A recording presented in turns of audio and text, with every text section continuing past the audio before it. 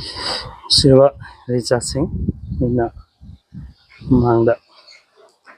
cutting तौगिबा desert रोज सुमान चोंखले सिसे पूरा उछले सिना टेक्शन दिखिबदुगी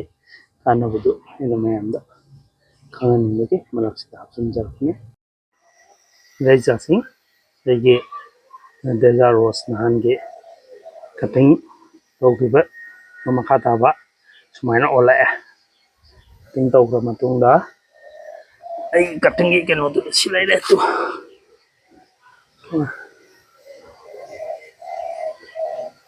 नहानगे blue दो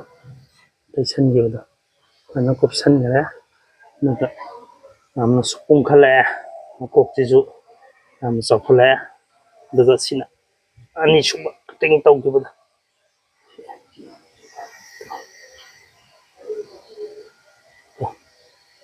अंतरगा नोना सिन चुमनी अंतरगा ये कटिंग दगी कटिंग तौथोगा हानि नेम नसु मसाज पुंगना